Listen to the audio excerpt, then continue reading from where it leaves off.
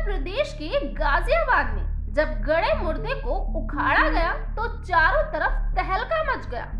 4 साल पहले चंद्रवीर उर्फ पप्पू नाम का व्यक्ति अचानक से गायब हो गया, जिसकी गुमशुदगी दर्ज की गई, लेकिन कोई सुराग हाथ न लगने से फाइल को बंद करना पड़ा।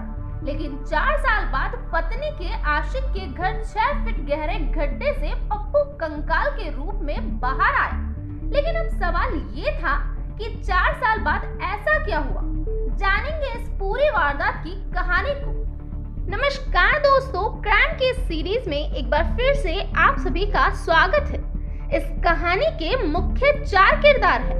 पहला चंद्रवीर उर्फ पप्पू, दूसरा पप्पू की पत्नी सविता, तीसरा सविता का प्रेमी अरुण और चौथा उनकी बेटी जो कि अब 16 साल की हो चुकी है। 15 अक्टूबर 2018 को चंद्रवीर रहस्यमयी तरीके से घर से गायब हो गया। चंद्रवीर के भाई भूरे को अपनी भाभी पर शक था, तो उसने अपनी भाभी के खिलाफ रिपोर्ट दर्ज करवाई। लेकिन इधर सविता भी भूरे पर जायदाद को लेकर भूरे पर आरोप लगा रही थी। पुलिस दोनों को ही आरोपी मानकर जांच में लगी थी, लेकिन कोई भी सबूत हाथ नहीं लगा, जिससे पुलिस ने इस केस को ही बंद कर दिया। वहीं इस कहानी का दूसरा पहलू, सविता का अरुण से अवैध संबंध। जी हाँ दोस्तों, सविता का उसके पड़ोस में रहने वाले अरुण से नाजायज रिश्ता है। चंद्रवीर ने अपनी पत्नी को कई बार अरुण के साथ आपत्तिजनक हालत में देख लिया था, जिससे घर में रोज लड़ाई झगड़े होते थे। चंद्रवीर पत्नी को पीटता भी था। इस बात से परेशान सविता ने चंद्रवीर को मारने का प्लान बनाया और गड्ढा भी अपने आशिक के घर में ही खोदा। ये वारदात है 15 अक्टूबर 2018 की, जब चंद्रवीर अपने घर में आकर सो गया था, तो सविता ने प्रेमी अरुण को फोन किया। अरुण छत के रास्ते से सविता के घर पहुंचा। सबसे पहले अरुण ने चारपाई के नीचे एक बाल्टी रखी, जिससे जो भी खून निकले वो उस बाल्टी में ही जाए।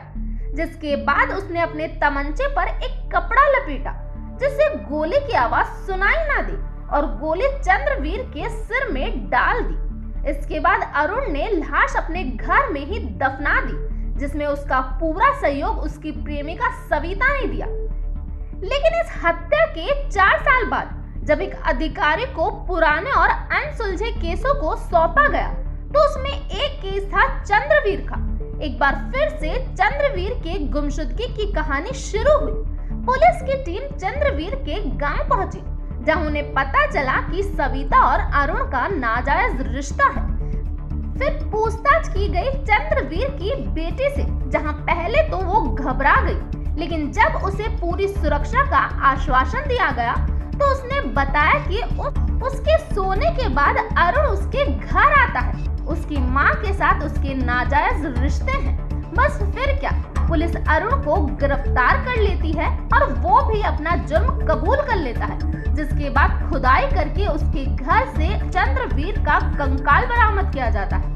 तो ये था पूरा मामला। इस घटना के बारे में आपका क्या कहना है, प्लीज कमेंट बॉक्स में बताइए। तो आज के लिए इतना ही, थैंक यू।